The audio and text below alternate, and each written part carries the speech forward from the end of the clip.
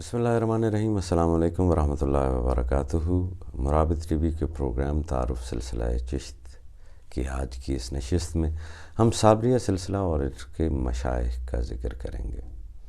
تاریخ کے طالب علم کے لیے چشتیہ صابریہ سلسلہ کے ابتدائی حالات کو بیان کرنا انتہائی مشکل ہے۔ اس کی ایک وجہ تو یہ ہے کہ اس دور کے اندر لکھی جانے والی کتب اور تذکروں کے اندر کہیں بھی بانی سلسلہ یعنی حضرت علی احمد علاء الدین صابر کلیری، جو حضرت بابا فرید الدین مسعود گنج شکر علیہ رحمت کے بہت ہی مقبول و منظور مرید و خلیفہ ہونے کے ساتھ ساتھ آپ کے بھانجے بھی ہیں اور آپ کے داماد بھی ہیں، ان کے حالات کچھ زیادہ تفصیل سے نہیں ملتے۔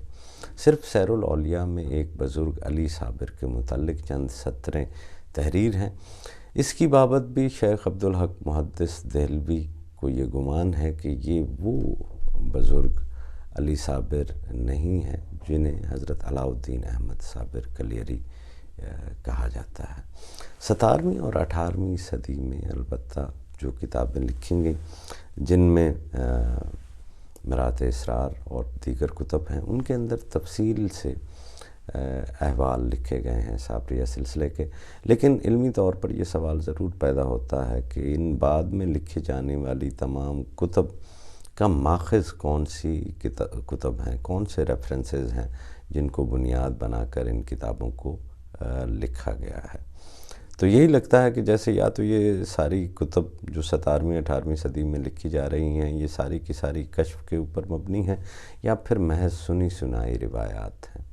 اور میرا کیونکہ اپنا ایک مزاج ہے اور میں ان پروگرامز کے اندر محض سنی سنائی روایات اور ایسی چیزیں جن کے کوئی ریفرنس نہ ہو وہ آپ کے سامنے پیش نہیں کر رہا۔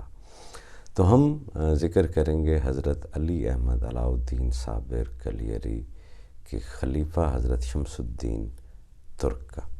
حضرت شمس الدین ترک حضرت احمد یوسفی کی اولاد میں سے ہیں۔ آپ بہت بڑے بزرگ ہیں ترکستان کے علاقے سے، اور ترکستان کا یہ علاقہ موجودہ قازقستان کی ریاست کے اندر آتا ہے۔ آپ ترکستان چھوڑ کر ہندوستان تشریف لاتے ہیں مرشد کامل کی تلاش میں، اور یوں حضرت علی احمد صابر کلیری کے مرید ہو جاتے ہیں۔ حضرت شمس الدین ترک کے خلیفہ تھے حضرت جلال الدین پانی پتی۔ آپ کو بہت مقبولیت حاصل ہوئی۔ حضرت جلال الدین پانی پتی کو معراج الولایت کے اندر لکھا ہے کہ آپ کے تقریباً 40 کے قریب خلفاء تھے جو مختلف علاقوں میں اپنی خانقاہیں قائم کیے ہوئے تھے۔ ان خلفاء کے اندر شیخ عبدالحق کا تذکرہ خاص طور پر کیا جاتا ہے۔ ان کو صابریہ سلسلے میں بہت شہرت حاصل ہوئی۔ شیخ محدث دہلوی نے ان کے متعلق لکھا ہے کہ جذب قوی داشت و نظر مؤثر و تصرف غالب۔ تو یہ شیخ عبدالحق محدث دہلوی ہیں۔ چشتیہ صابریہ سلسلہ کا جو مرکز ہے وہ ردولی بنتا ہے، ضلع بارہ بنکی۔ ردولی مرکز بنتا ہے صابریہ سلسلے کی خانقاہ، اور چشتیہ صابریہ جو شاخ ہے اس کے مرکز کے طور پر ابھرتا ہے۔ شیخ احمد عبدالحق نے ایسے زمانے میں وہاں پر اپنی خانقاہ قائم کی ہے جب چشتیہ سلسلے کا دہلی میں مرکزی نظام بالکل ختم ہو چکا ہے۔ نظامیہ سلسلے کے جتنے بھی بزرگان ہیں وہ گجرات، مالوا، بنگال اور دکن کے علاقوں میں اپنی خانقاہیں قائم کر رہے ہیں۔ دہلی اور اس کے گرد و نواح سے تقریباً تمام مشائخ کو سلطان محمد بن تغلق نے جبراً نکال دیا تھا، تو تقریباً وہاں پر کوئی بھی بزرگ موجود نہیں تھے۔ شیخ احمد عبدالحق نے سیاحت کے دوران بہت ساری چشتیہ نظامیہ سلسلے کی خانقاہوں کا دورہ کیا۔ مثلاً پنڈوہا میں حضرت شیخ نور قطب عالم سے آپ کی ملاقات کی تفصیل درج ہے، اور آپ کی جو خانقاہ ہے شیخ احمد عبدالحق کی وہ رشد و ہدایت کا ایک بہت بڑا مرکز تھی۔ شیخ کے ملفوظات انوار العیون میں شیخ عبدالقدوس گنگوہی نے بڑی تفصیل کے ساتھ درج کیے ہیں۔ تو جو حضرات شیخ احمد عبدالحق اور صابریہ سلسلے کی خانقاہ کے متعلق جاننا چاہتے ہیں، ان کے لیے ضروری ہے کہ شیخ عبدالقدوس گنگوہی کی کتاب انوار العیون کا ضرور مطالعہ کریں۔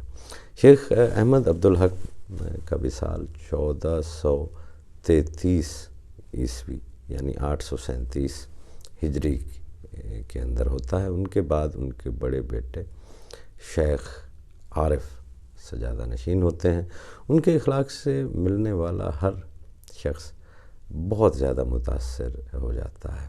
انوار العیون میں شیخ عبدالقدوس گنگوہی علیہ رحمت فرماتے ہیں کہ کوئی شخص بھی ایسا نہیں تھا جو یہ کہتا ہو کہ شیخ عارف کو ان سے محبت نہیں یا شفقت کا ایک خاص پہلو نہیں رہا۔ تو یہ کسی بھی ولی اللہ کی ایک نشانی ہوتی ہے کہ جو بھی اس کی بارگاہ میں آتا ہے اس کو وہ خاص ہونے کا ایک احساس دلاتے ہیں، اور ہر کوئی یہی کہتے ہوئے پایا جاتا ہے کہ سب سے زیادہ شفقت شاید اسی کے ساتھ ہے۔ تو بہرحال شیخ عارف کے ایک صاحبزادہ تھے جن کا نام شیخ محمد تھا، اور شیخ عارف کے وصال کے بعد وہ آپ کے سجادہ نشین ہوئے۔ شیخ احمد کو اللہ تعالیٰ نے ایک ایسا باعمل باصفا مرید عطا فرمایا جو کہ آپ کے خلیفہ بھی ہوئے، جنہوں نے چشتیہ صابریہ سلسلے کی اشاعت میں ایک ایسا بڑا مینار ہے، ایک ایسی بڑے ستون ہیں کہ جن کے گرد صابریہ سلسلے کی عمارت منظم ہو کر خانقاہی صورت میں سامنے آتی ہے، اور وہ ہیں شیخ عبدالقدوس گنگوہی۔ شیخ عبدالقدوس گنگوہی آپ کے خلفاء اور آپ کی اولاد کا ذکر ہم صابریہ سلسلے کی اگلی نشست کے اندر آپ کے سامنے بیان کریں گے۔ اپنا بہت خیال رکھیے گا۔ اللہ سے دعا ہے کہ آپ کو خیر سے نوازے اور خیر بانٹنے کی توفیق سے نوازے۔ السلام علیکم ورحمۃ اللہ وبرکاتہ۔